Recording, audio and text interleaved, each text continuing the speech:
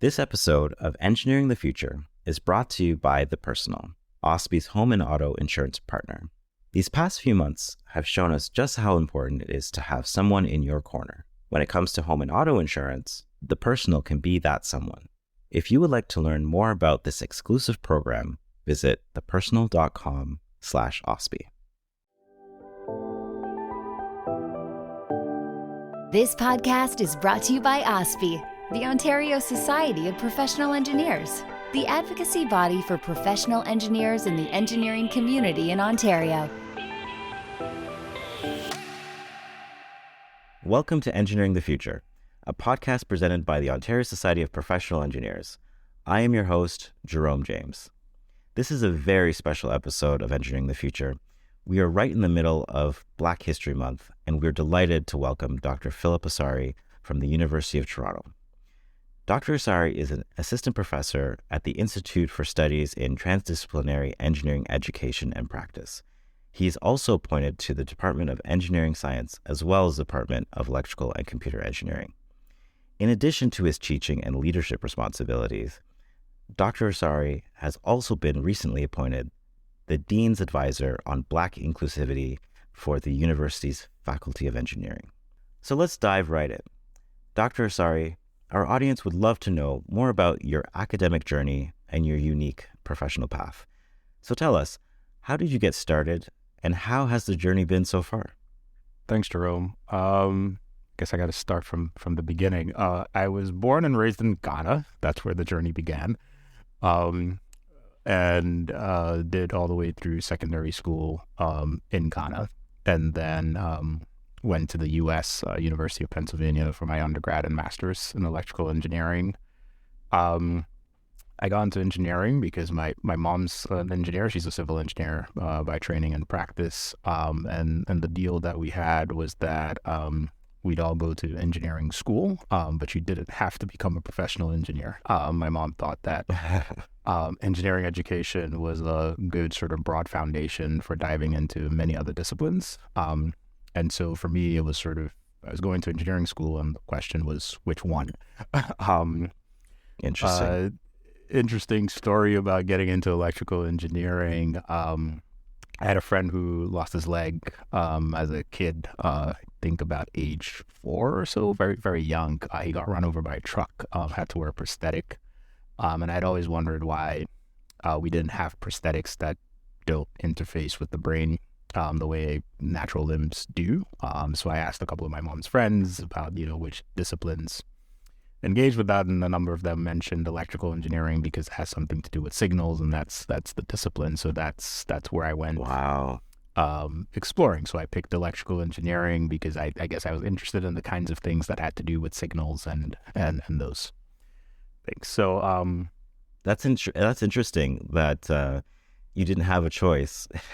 I've heard that from many people where parents might say, "Oh, I'm only paying for an engineering degree," or something sort of like in those lines. But really, that engineering degree is that platform that taught you how to think, right? Did you find that you gained skills and knowledge and ways of thinking that others kind of missed out on without that engineering degree? That's a very good question. I mean, I think we were all sort of heading in the direction of engineering anyway. My brothers and I have 4 brothers. We're all very interested in technology. We played a lot with Legos as kids, and we're always tinkering and then building, and that sort of interested in that. So even without the deal, I think it's an area we all would have gone into eventually. It's just sort of what else did we want to do with it. So I, as much as I was interested in engineering, I was also fascinated by people and just sort of human condition and psychology and those kinds of things. So I guess I wanted something where I could combine a number of different perspectives. And I think, my mom's perspective was that with something like engineering, it sort of sets you up to engage in a number of other disciplines, which is true. I mean, I've found a lot of people who have sort of engineering undergrad backgrounds who are all over the place, right? In law and medicine in various areas. And for me, I was interested in engineering and medicine, right? So that was sort of the connecting path there for me. Has it taught me ways of thinking that I think are useful? But certainly, yes. My wife and I talk about this all the time. But yeah, I mean, there's certainly parts of my engineering education, I think, that got me to think about the world and see the world in ways that have been Great. helpful. And then you ended up in the States. Yes, I did. Yeah, so that's what I did for my undergrad and master's and PhD. So I was at the University of Pennsylvania for undergrad and master's. I think I got a little bit lucky because even though I was in an electrical engineering program, it was run in a department that was an electrical and systems engineering department, which is not a typical combination. It's often electrical and computer engineering or something of the sort, closer to computer science. But because there was a lot of systems engineering perspective, I think the thing that has stuck with me is that systems thinking broadly, like thinking about all the connections. And I appreciated that about my engineering education. What was interesting, though, going through undergrad was I felt like, I think this is sort of a general engineering education thing, that people aspect of it was missing quite a bit. We got into engineering because many of us saw it as a way of sort of impacting communities and impacting people, right? I told the story about thinking about prosthetics and then getting into medicine, but a lot of that wasn't always present in the classroom connected to sort of the technical topics that we were learning about. So that really got me thinking about sort of engineering education, how we do it, why we do it. Education is also something that I've been very interested in. Right. Since, being in Ghana and the educational system there and just seeing different people having different sort of experiences with it. So the education and delivery portion was the area that catapulted you from an undergraduate education to a master's, or were you just very focused on learning as much as you can in that signal processing realm? What made you think, okay, I need more than this undergrad degree for what I want to do in life? Very good question. I think it was a combination of things. So one was the education piece. A big motivating factor was the education piece. So I wanted to get into education, and I had realized that to get into at least higher education, you needed a PhD. But I also recognized that from higher education, you could also get involved a lot in the K-12, which is what I saw. So the goal was to sort of get a PhD and get into higher education. I was also very interested in research and projects, right? So which is the other thing that you do in graduate school. So learning how to do sort of technical research and come up with new ideas and innovation was also a motivating factor. Right. And so I think those are the two things that sort of got me into, continuing with the master's and then going on to look into a PhD. And I enjoy doing both. Now still working on sort of engineering projects that have impact, as well as also be doing the education piece. So from the States, how did you end up in Canada? Can you tell me more about your journey to Toronto, and then a little bit more about the intent of, and how you ended up at the institution, and a little bit more of the intent of the institution and what it might mean for the future of engineers and the engineering profession? Yeah. So the key word is serendipity. As I tell students, sometimes life happens and takes you on various paths. So after University of Pennsylvania, I went to the University of Virginia to do my PhD. When I finished, I was looking for academic jobs. And so my first academic job was at an institution called Bucknell University in central Pennsylvania, in Lewisburg, Pennsylvania. And that's really where I got my start. I guess part of a personal story is, I'm not from North America. So as an immigrant, when you're finishing school, you need a job to stay and to do that. So getting the job was sort of a big piece for me. Bucknell actually worked out really well because it was a liberal arts institution that combined, had an engineering college, but also had a lot of the arts and science and sort of the human dimensions I was interested in, and people who wanted to collaborate across those disciplines. So I think it was really at Bucknell where I got a chance to explore that sort of interdisciplinary perspective and bringing in the human elements of engineering there. So before that, you didn't really see that humanistic or evolution of teaching of engineering, or is that where you got really into the mechanics behind that? I did in small glimpses. So in undergrad, I had a professor who taught his classes as his name was Santosh Venkatesh. Taught his engineering math classes as sort of an introduction to the history of the ideas as well as the technical ideas, and I really loved that. So that brought a bit of a human dimension to the work that we were doing. I was also fortunate to be part of the technical communication program that was helping students with their sort of engineering communication skills. And so there was a bit of a human element. Who were you talking to? What's your audience? And then often those things were happening in classes that were sort of ethics and sort of humanistic inclined. So I got some of that in undergrad, not a lot.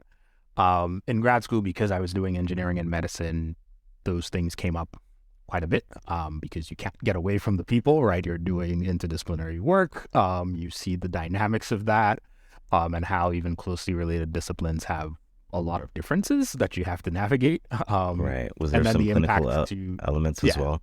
Yeah, exactly. We were doing human subject studies. There were, real people engaging with the devices that we were putting together, and then these things had potential for impacts on their health.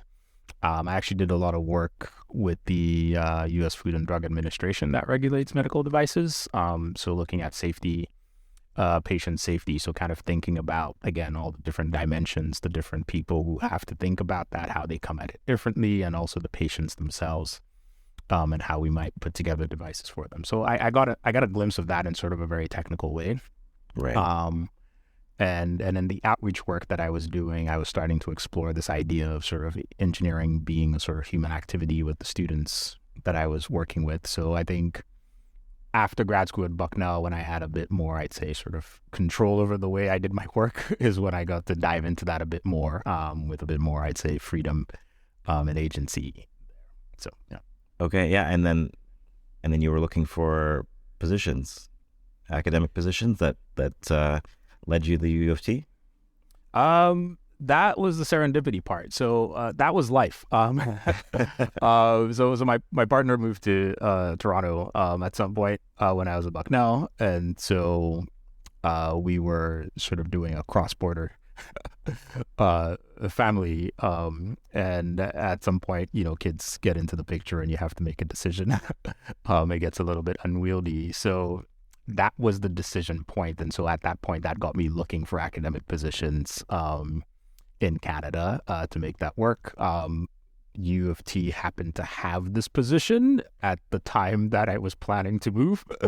And it fit really well. I mean, with iStep being new and their focus on this sort of transdisciplinary area, the connection with engineering science and engineering design, where a lot of these humanistic things show up. A couple of my colleagues at Bucknell would comment, "Are you sure they didn't write this position just for you?" And saw the ad and I applied. Too perfect. Yeah, I mean, it was great. It was great timing and everything. So I went for it and got the position, and it's been fun trying to work on these things here as well. We hope you're enjoying this episode so far. At OSPI, we're here for you, making sure government, media, and the public are listening to the voice of engineers. You can learn more at ospi.on.ca. You are also the current Dean Advisor on Black Inclusivity at U of T. Can you touch on a little bit about your advisory role, how it affects your education research, and how these things kind of roll into education for people of color, especially within technical STEM backgrounds or areas of study? How has this kind of colored your experience at U of T? Yeah, so I guess prior to U of T, I had been involved in equity, diversity, and inclusion work. I think I've mentioned to other folks that for me, the notion of being Black the way it's constructed in North America was foreign to me until I came here. And so being in the Philadelphia area, and getting, again, through serendipity, involved in outreach work, and seeing sort of underrepresentation in engineering, it's something I've been working on for quite a while. First starting off in outreach in undergrad and master's and PhD, and then actually starting to do some research and other initiatives when I was at Bucknell. Worked on a study called People Like Me, where we were looking at role models and mentors and the ways in which we present these to underrepresented students to sort of increase motivation for the discipline. And then came to U of T, recognizing that similar issues are here in Canada, and continued to sort of do that work, working with the various groups within the faculty. There's a EDI action group that does some work. I am on the sort of governing committee that's responsible for EDI as well. And so had been sort of involved in various spaces, did some work, continued to do work with outreach office as well. And so the sort of dean's advisor was a bit of a natural transition there. The dean's advisor roles are relatively new, so I think they're still being conceptualized. And I guess the person who takes the role gets to shape it a little bit. I see the role as a sort of strategic, in the sense of collaborating with units around the faculty to work on their EDI goals. So for me, my model of EDI is that it's everyone's work, and it's not the work of a specific office or a specific group of people to sort of hold that weight for the rest of the institution. Right. Would you say that different schools or departments display different versions of their own understanding of EDI, and they wanted some sort of cohesive strategy at U of T, or how is that kind of rolled out before you? Yeah. So I think my personal impression is everyone's still trying to figure it out. Okay. I think what I've seen is happening, and not just here and in the U.S., right? They're within departments and various entities within an institution, they are working on their own local EDI issues. And so they're coming up with their strategies, and often there are these roles either in the dean's office or centrally at the university level that are helping to inform that and coordinate those activities. And so I think that has kind of been the model. Sometimes these roles are taking on quite a bit of work in various specific initiatives and leading those.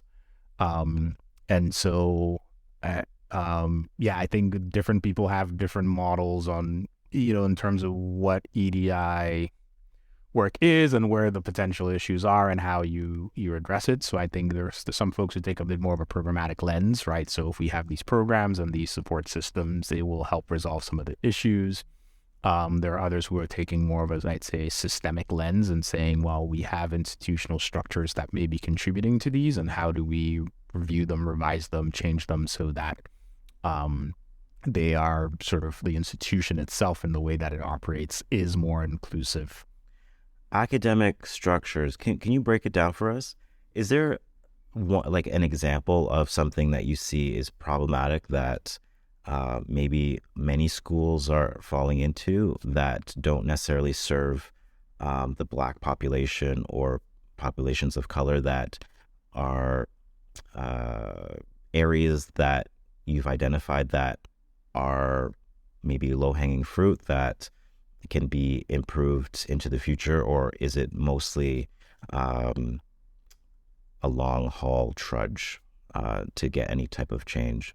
And you can contrast by your experience in the States versus how you see things going forward in Canada. So yeah, I guess we're getting into the thorny places here.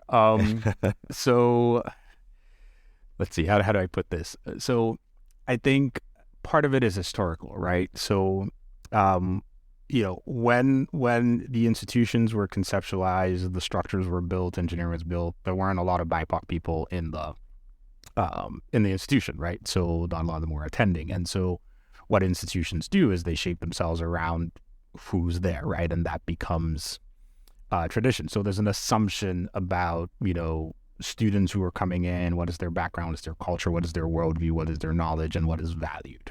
That gets baked in, and that becomes the way things are done. But as new people with different backgrounds and values come in, that hasn't changed. So you don't feel sort of welcome. So I've been reading a book recently called Engineering Justice, written by two folks at the Colorado School of Mines, I believe. And, they talk about, even in an engineering classroom, when you're doing like analysis of beams, say civil engineering classes, like whose beams you're analyzing matter, right? Right. And so that kind of hints about whose perspective and whose society has privilege. So, I mean, simple things like even the examples that we use in class, right? Or the people we highlight are those who have made contributions to the fields, right? So there was the book and the movie that came out recently, Hidden Figures, and all the contributions that Black mathematicians had made to the space race that we weren't aware of, right? And computer programming.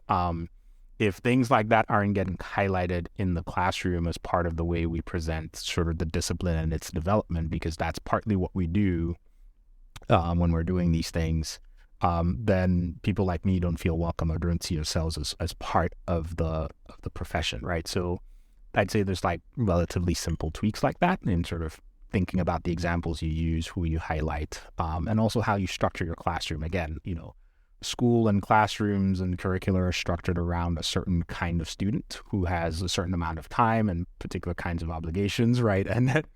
And so, but the academic structures are built all around that. And so again, when students are coming from a different background, maybe different family setup, different responsibilities, different motivations, and how they're navigating the institution, that can get in the way because it doesn't assume them.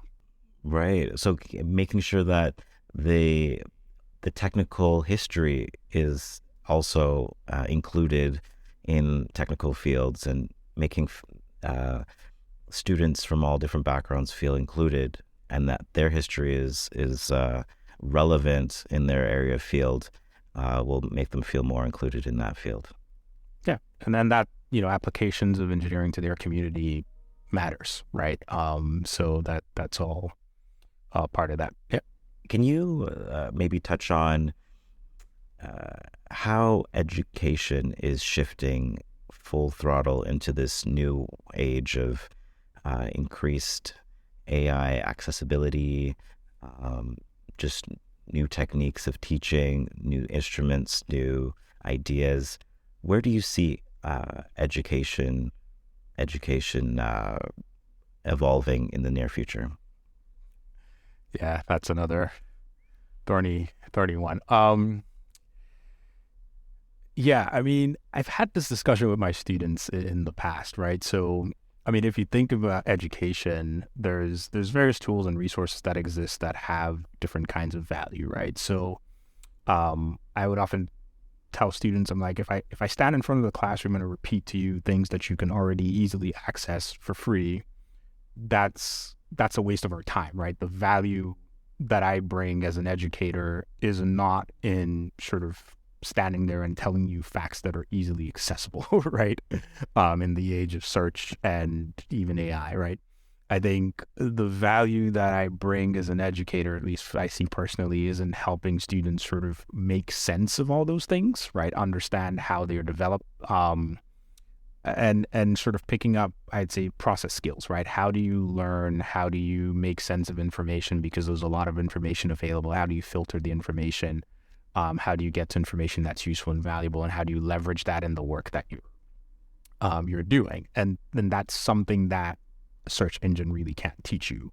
And an AI probably couldn't. I mean, you could see examples of it in the way that something like ChatGPT might explain how it comes to its answers, but there's a certain sort of facilitating of the education that educators do. Right, you still need to get into the classroom. People learn. Yep, yeah. So there's the value in being in the classroom, right, and interacting with a human who is curating an environment that's going to help you learn. And I think that's the big shift that I've seen, especially in engineering education. even before the advent of these sort of language models that are doing things, right? Which is sort of moving to a model where we focus on helping students pick up these process skills and these learning skills as opposed to a focus on sort of delivering information, right? Which is just putting out the facts. So are you pessimistic or optimistic on the near future with these tools? I mean, all these tools are double-edged swords, right? A tool is only as useful as you make it, right? And that's the thing, right? I think the key word is tool, right? I think people need to understand that these things are potentially useful tools, but they are also potentially dangerous tools, right? And you need ways to kind of verify and validate the information that you're getting out of the tool, so that you're sure you can leverage that information in the way that you use, right? So just taking the information blindly and using it can be dangerous because the tools have limitations in the ways that they're developed. Others have raised issues about the development of the tools themselves and the way that they harvest information, right? So there's a lot of issues to contend with the tool. There are also great learning opportunities, right? It's a piece of technology, right? That is, from my discipline, electrical computer engineering, and even the conversation about like, how do you develop these tools? Should we develop them? What is their utility? Who are they helping? Who are they harming? Who are they leaving out? What is the potential danger is important. So I'm sort of, and we've already seen areas where technology doesn't recognize darker skin, things that have been overlooked in beta testing for different diverse populations. So that definitely needs to be in the conversation when these tools are being developed. Personally, I'm cautious. Let's just say, often cautious about the hype. I think there's some impressive things that these tools are capable of, but there's always the sort of things to watch out for, and also thinking critically. I don't think we have good consensus yet on where all these things fit. I think that's also going to sort of evolve in the way we see the role that these things play in education. I see. But I also think that then it has to be sort of co-developed, right? Like having a company just go out and put out these things and have the education sort of react to it. Is it sort of, I'd say, the best model of development? If it's going to be useful for education, then there has to be that input from educators and people being educated in there to say, how might this be useful for the enterprise that we're engaged in. Great. So yeah. As an organization, OSPI is committed to increasing equity, diversity, and inclusion within the engineering community. Given your experience and what UFT is trying to achieve, do you have any advice on how to do this in a meaningful way? Yeah, that's a good one. I have some, but I wouldn't say I'm the expert on all of this. Like I said, I'm of the perspective that we need to focus on the systemic issues and the structural issues out there. I mean, there's the analogy that's often been used as sort of the leaky pipeline analogy, and I feel like a lot of what we try to do is... Can you explain what the leaky pipeline analogy is? So the leaky pipeline is sort of if engineering or STEM is a career path and people are kind of flowing through this pipe to get into industry and then through the career, that we're losing sort of BIPOC people because the pipe is leaky in some way, right? They're leaking out of the pipe. I feel like the approach that we typically take is sort of, I'd say, sort of fixing the fluid through the pipe, right? Like we focus on the people, which I think is good. We have to acknowledge that there are people who are being left out, but we don't focus on the pipe, right? So if a pipe's leaking, right, you fix the pipe, right? If there are new fluids that weren't anticipated for the pipe coming in, then you have to adapt to the pipe itself to make sure that everyone flows through, right? Exactly. And so for me, that's sort of focusing on the systemic structures, right? It's sort of what is engineering today, how it has been conceptualized throughout history, where these people in mind when we were developing the profession, the answer is No, really. And so now that they are here and want to be part of the profession, how do we adapt and make the work that we're doing more inclusive for them and their societies that they're coming from? And so that's why I think, focusing on the structures and industry structures, workplace practices, also academic structures, like I've talked about, and the various ways in which we acknowledge difference and support difference is going to be important. Great. I feel like that covers it. Is there anything else that you'd like to add on this topic that we haven't touched on yet? Yeah, I mean, I think the last thing that I'd say is, maybe you asked this a little bit, is this going to be sort of drudge work? I think so long as we're committed to getting there, that's important, right? I think there's going to be some challenges along the way, and in any enterprise, there's missteps. We have to kind of work through certain things that are going to come up. It's not going to be all rosy, but I think the commitment to actually doing the work is important, and the continuing to work on change despite the challenges, despite the difficult conversations that need to be had, I think is key to getting us to where we want to go. I feel like this is just the start of many conversations that we could have about the engineering profession today and where engineering education for Black and BIPOC youth needs to go into the future. Thank you so much for joining me today, Dr. Asare. Thanks for your time. I was thrilled to be able to have the chance to connect with you and talk about these important conversations that we definitely need to have in the engineering community in Ontario. Thanks for having me, Jerome. Once again, I've been speaking to Dr. Philip Asare from the University of Toronto. I am your host, Jerome James. This has been Engineering the Future. Thanks for listening.